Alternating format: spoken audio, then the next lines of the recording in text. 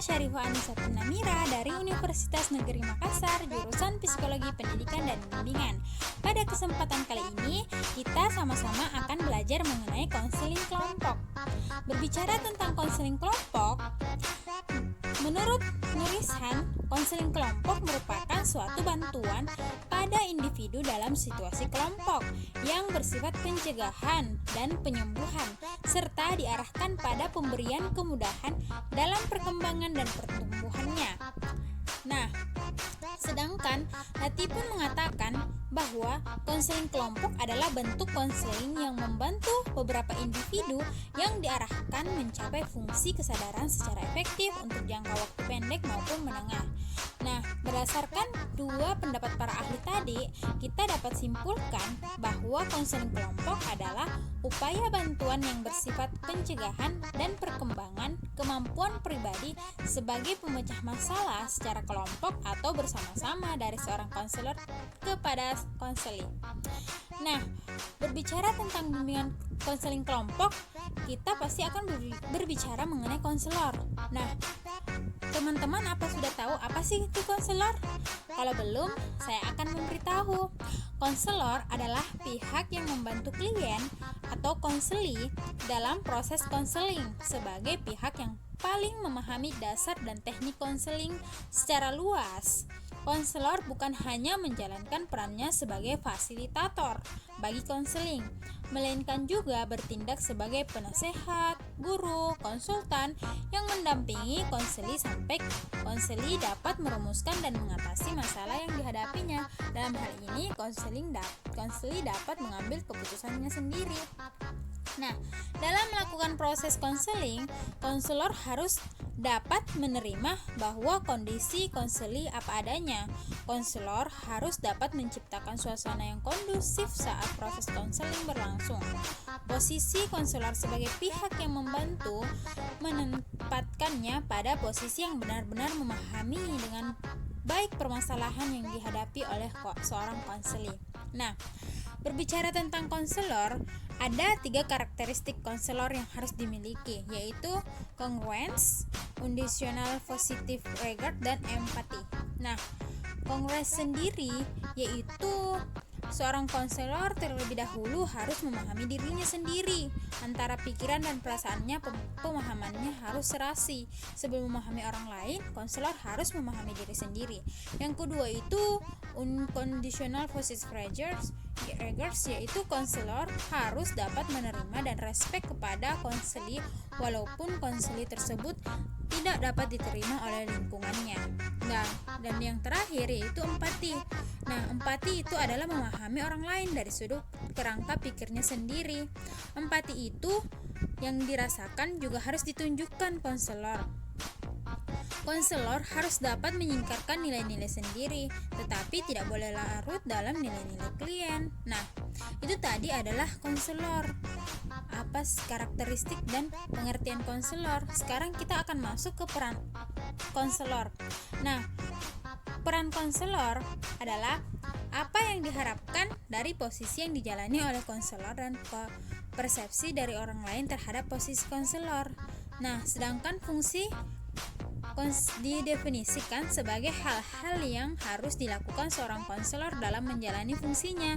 Misalnya, seorang konselor harus mampu melakukan wawancara, memimpin kelompok, pelatihan, dan melakukan asesmen atau diagnosa. Nah, kedudukan konselor dalam konseling kelompok. Nah, yaitu pemeliharaan atau profit editing. Konselor berperan sebagai pihak yang bertanggung jawab untuk tetap menjaga dan memelihara hubungan yang baik dengan klien. Konselor berperan memberikan penjelasan mengenai hal-hal yang dapat dalam proses konseling yang meliputi eksplanasi, klarifikasi, interpretasi, dan memberikan kerangka kerja untuk perubahan atau menuangkan gagasan pada anggota kelompok. Nah, penyaluran konselor berperan mendorong terbentuknya interaksi positif dengan sesama anggota kelompok melalui pengalaman, struktur, dan pemberian model. Dan di pengarahan, yaitu konselor mengarahkan proses konseling seperti dalam hal membatasi topik, mengarahkan peran anggota kelompok, mengarahkan norma dan tujuan kelompok, mengatur waktu, mengatur langkah-langkah yang diambil, menghentikan proses konseling, dan menengahi perselisihan anggota dan menegaskan prosedur apa yang akan dilaksanakan.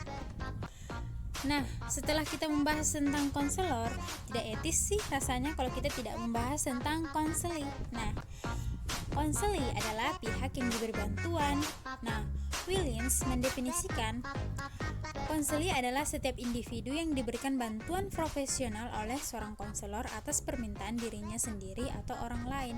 Nah, karakteristik konseli itu ada yang bersifat sukarela, ada yang terpaksa, ada yang enggan, ada juga konseli yang bermusuhan atau menantang, dan konseli yang bersifat kritis. Nah, harapan konseli dalam mengikuti proses konseling adalah yaitu mampu memperoleh kesempatan membebaskan diri dari kesulitan, untuk mengetahui lebih jelas atau lebih tahu model konseling yang sesuai dengan masalahnya, untuk mengetahui masalah yang dialami sebenarnya, memperoleh ketenangan dan kepercayaan, memahami alasan yang ada di balik perasaan dan perilakunya, dan masih banyak yang lainnya.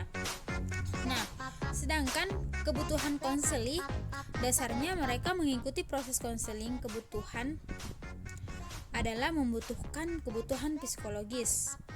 Kebutuhan psikologis meliputi kebutuhan kasih sayang, rasa memiliki, berprestasi, mandiri, pengakuan sosial, dan kebutuhan akan harga diri. Nah, fungsi konseling. Fungsi konseling individual. Nah, sebelum aku jelasin apa sih fungsi konseling, kita harus lebih tahu dulu ada konseling individual dan ada konseling kelompok. Nah, konseling individual berfungsi sebagai hubungan baik antar individu untuk mencapai pemahaman tentang dirinya sendiri dalam hubungannya dengan permasalahan, perkembangan, dan pengambilan keputusan dirinya untuk saat ini dan seterusnya.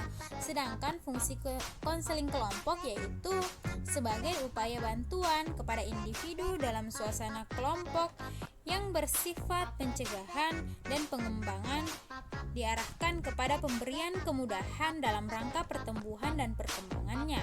Nah, selanjutnya tujuan konseling yaitu mengubah penyesuaian perilaku yang salah, belajar membuat keputusan, mencegah munculnya masalah.